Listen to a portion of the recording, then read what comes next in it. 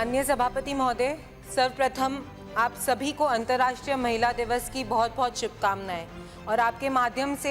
मैं हमारी यशस्वी पूर्व मुख्यमंत्री वसुंधरा राजे जी सिंधिया को भी जन्मदिन की बहुत बहुत बधाइयां देना चाहूँगी। पेयजल की समस्या पर आपने मुझे बोलने का मौका दिया, उसके लिए बहुत बहुत धन्यवाद। राजस्थान में आज भी कुछ क्षेत्र ऐसे हैं जहां पर जल की कोई समस्या नहीं, लेकिन कितने ही क्षेत्र ऐसे हैं जहां पर आज भी बेसिक वाटर नेसेसिटीज़ की किल्लत है।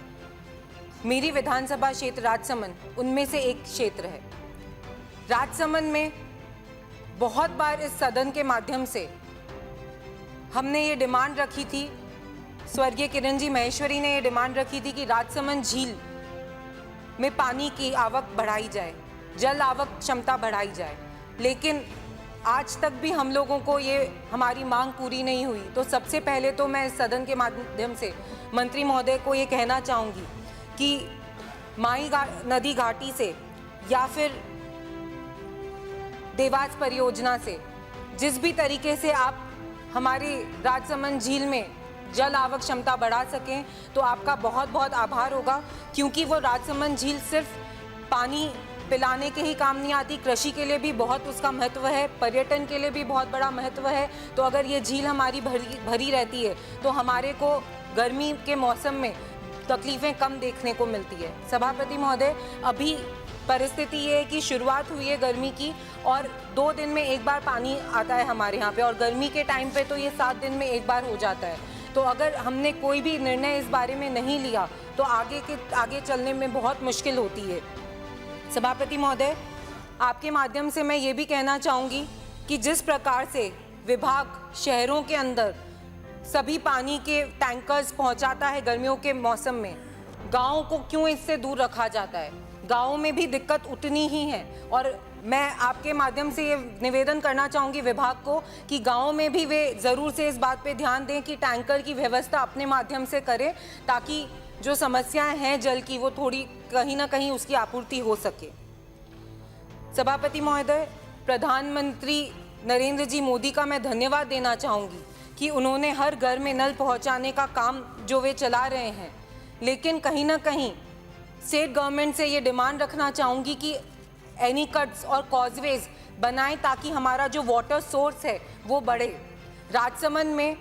पिछले कार्यकाल में 3 कॉजवे बने थे, कुंडिया से रेलमगरा तक, और उन कॉजवेज की वजह से वहाँ के आसपास के किसानों को बहुत फ़ायदा मिला था, उनके कृषि में भी उनको सुविधा मिली थी, और आज भी क्योंकि वाटर लेवल राइज हो रहा है, कहीं ना कहीं वो स्टोरेज बढ़ रहा है। तो इन कॉजवेज के बारे में सोचना चाहिए और ज़रूर से इनका निर्णय लेना चाहिए और कॉजवेज बनाएं ताकि हमारा जो वाटर बेड है वो इंक्रीज़ हो, और उसकी वजह से जो किसानों को दिक्कत आती है अपने सिंचाई करने में, उनको भी इस बात में फ़ायदा मिले। सभापति महोदय, आज माननीय विधायक सूरतगढ़ के उन्होंने एक बात रखी थी कि किस तरीके से पद रिक्त हैं उनके पीएचईडी डिपार्टमेंट में। आपके माध्यम से आज मैं ये बात कहना चाहूँगी कि पद रिक्त ही नहीं, जो पदों पे बैठे हुए हैं, हमारे राजसमंद के एक एएन है पीएचईडी डिपार्टमेंट के लोकेश जी वर्मा,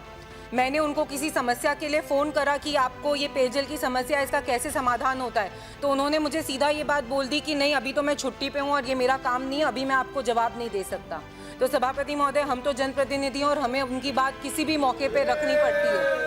तो डिपार्टमेंट के पद तो भरने ही हैं, लेकिन जो काम डिपार्टमेंट के अधिकारी कर रहे हैं, प्लीज़ उनके ऊपर भी आप अपना पूरी मॉनिटरिंग रखें कि वे इस तरीके के जवाब जनप्रतिनिधियों को ना दें, और जो काम के जवाब उनसे मांगा जाए वे ज़रूर हमें दें। सभापति महोदय, उनको डिस्टर्ब करना हमारे को हम नहीं चाहते कि हम उन्हें डिस्टर्ब करें, लेकिन काम की वजह से ये कॉल करना पड़ते हैं। सभापति महोदय, चंबल नदी का पानी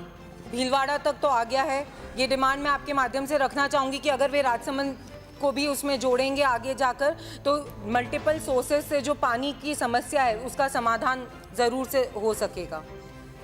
गाँव में जल जीवन मिशन के तहत जितने भी कार्य चल रहे हैं और पेंडिंग है, उसके बारे में भी कुछ ना कुछ ज़रूर सोचना चाहिए, क्योंकि गर्मी दूर नहीं है और बहुत स्लोली ये प्रोसेस चल रहा है कामों का। जैसा कि हमारे चित्तौड़ के विधायक ने ये बात रखी थी कि रोड सारी जो सीसी सड़कें हैं, अच्छी बनी हुई नई नई सीसी सड़कें तोड़ी गई और उनको वापस से नहीं वो बन पा रही है, तो उन कॉन्ट्रैक्टर्स को ज़रूर से आप पाबंद करें, उन लोगों पे मॉनिटरिंग रखें ताकि जल्द से जल्द उन सड़कों का भी काम वापस से शुरू हो सके। सभापति महोदय, अंत में मैं यही बोलना चाहूँगी कि पानी बिना जीवन की कल्पना अधूरी है, पानी के बिना हम सब की हालत है बुरी। थैंक यू सो मच, बहुत बहुत धन्यवाद।